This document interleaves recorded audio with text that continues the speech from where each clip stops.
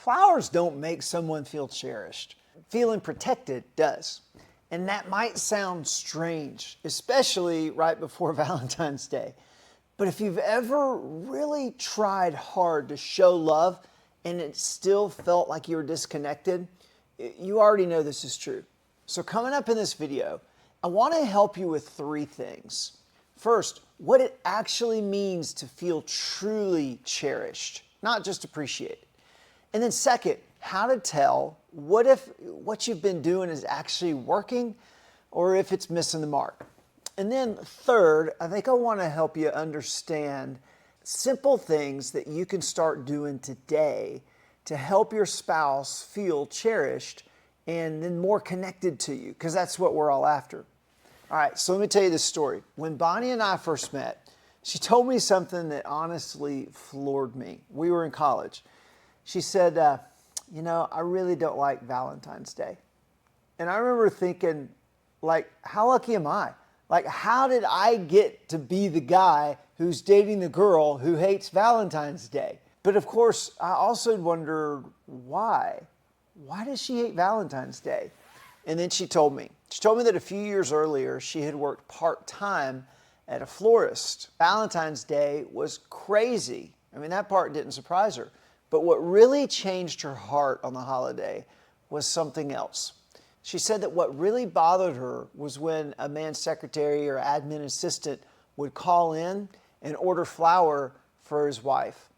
And a lot of times, he didn't even know the flowers were being ordered. So these big, beautiful arrangements would show up at their house. The wife would think, wow, he thought of me. But he didn't. His secretary or his admin assistant thought of her.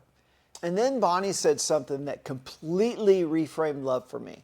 She said, you know what? I'd rather you pick one flower every so often than buy me a dozen roses just on Valentine's Day. And that's when it clicked.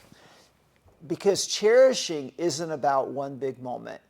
It's about ongoing care. So let's talk about that. To cherish someone means to protect and to care for them lovingly and to hold them dear, right? To hold them in high regard. And that definition does 2 important things. First, it moves cherishing from romance to responsibility. And then second, it shifts love from feelings to intentional action, right? One of the biggest misunderstandings couples have is thinking that cherishing is about doing something nice occasionally. But cherishing actually starts with protection. So your spouse feels cherished when they feel emotionally safe with you. That means guarding their heart with your words, paying attention to your tone and your timing, and refusing to expose their weaknesses, especially when you're in conflict. And that's where a lot of us, I feel like, get confused. We think, well, why are my flowers fixing this? Or I did this big thing, but it's not any better. If your spouse doesn't feel protected, there's no gesture you're going to do that feels loving. So protection says what? Protection says you're safe with me. Even when we disagree, even when we have an argument, you're safe with me. Cherishing's also not about a moment. It's a pattern. It looks like attentiveness, consistency, and emotional presence. Not a once-a-year holiday, not a checklist item, and not something you do only after things blow up, right? The post-argument flowers.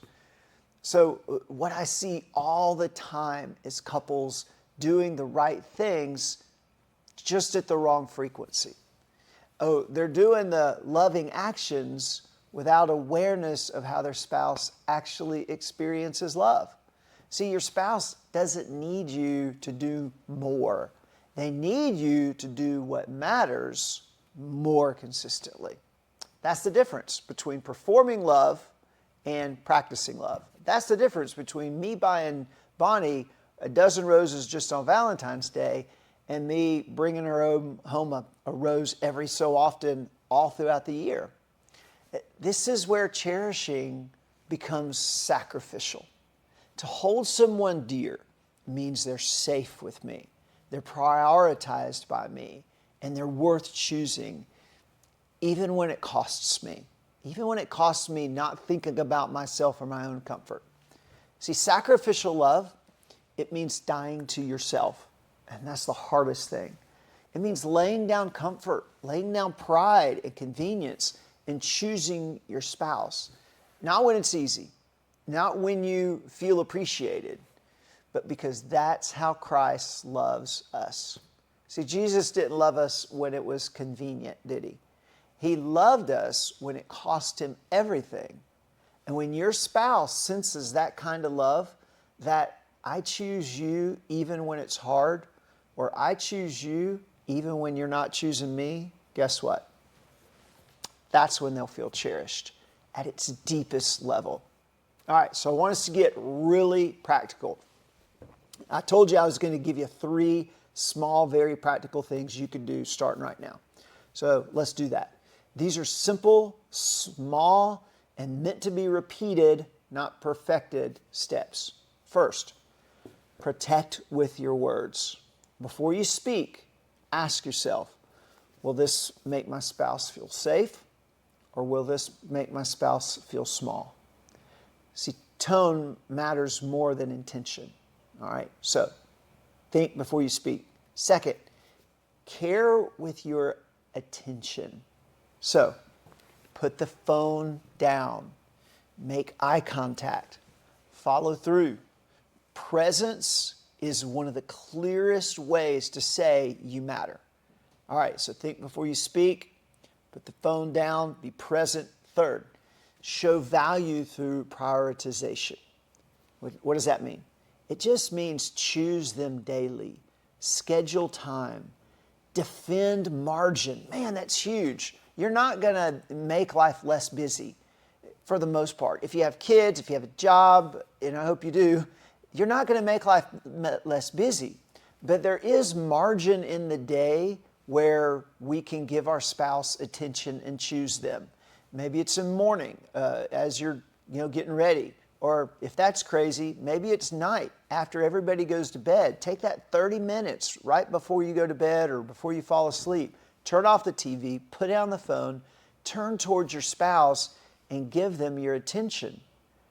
Say no to other things so you can say yes to your spouse. Remember, one flower often beats a dozen roses once a year. And so when you start protecting your spouse's heart and you start caring for them consistently and choosing them sacrificially, guys, something's going to begin to happen. Something begins to grow again. And for many couples, romance, it's been dead for a while. It's been quiet for a long time. And while cherishing does create safety, there's a next step, romance. And it has to be rekindled intentionally over and over. And that's why in this next video, I walk you through 3 simple ways to rekindle romance right now. Not grand gestures, not a dozen roses, not pressure, just practical ways to reconnect emotionally and physically. So if you want your spouse to not only feel cherished, but feel close to you again, make sure you watch this video next. I'll see you there.